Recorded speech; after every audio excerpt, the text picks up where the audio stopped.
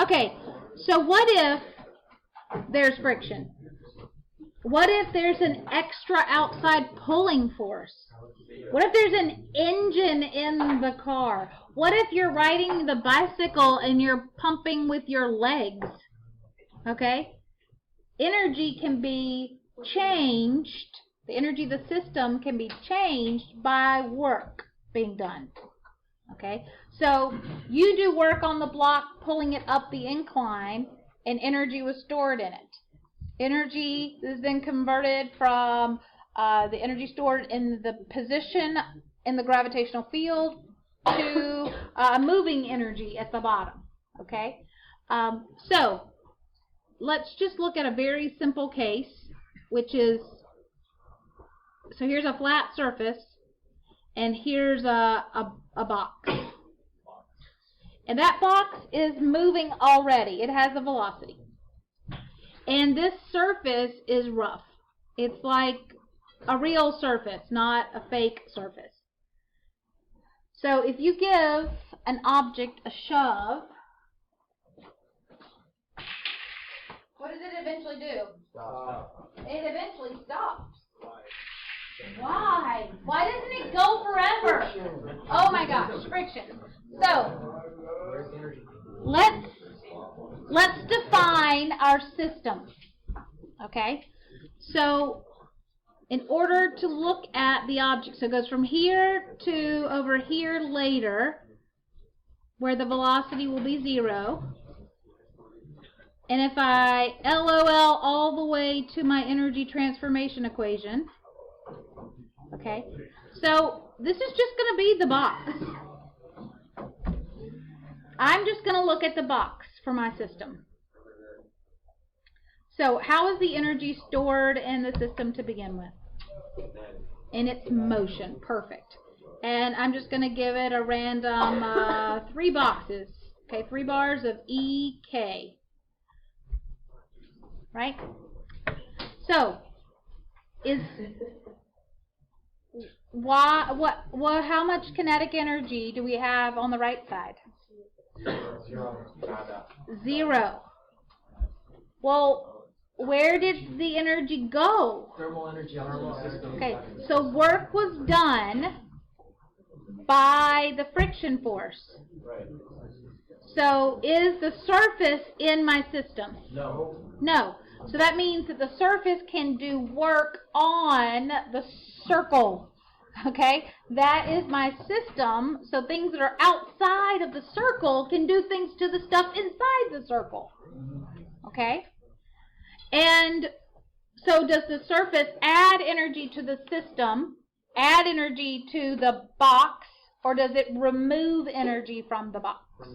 It removes. So I'm just going to show that by drawing like a 3-box kind of thing. And I like to throw a little arrow on it so that it just shows that it's going out of the system. And if you think about before and after,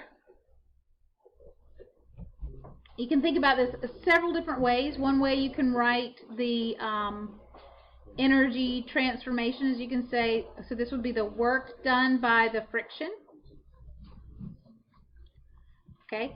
And so you can say your kinetic energy becomes the work done by friction. Yeah. Yeah? Yeah. Yeah. Or EK minus. You could say that the kinetic energy minus what's happening to the system Equals 0 or EK. Equals 0. Because is there any energy on the bar chart on the far right? No. No. What is this thing? It's F of the distance of where the friction is. Okay, so the work done by friction would be the force of friction times the distance that friction is acting. So I have a question. If I were to have the object slide down this ramp from height h, or also from height h, slide down this ramp, H. So both of the ramps are the same height. This distance right here, and this, I'm going to call this 2D. Let's pretend like that's drawn twice the length. In which case would the work done by friction be greatest? But wouldn't force normal be different for both of them? So wouldn't the work done by friction be the same?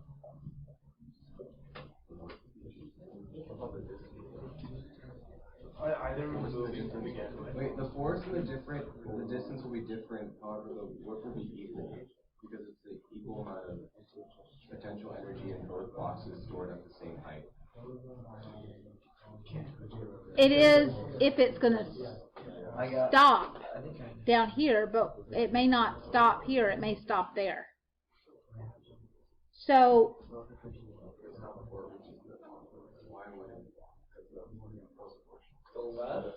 the right one has more work done by friction, the longer surface with friction factor. Yeah. It's flatter. Of course, normal's different for both. That's true. Are you smiling because I'm it is.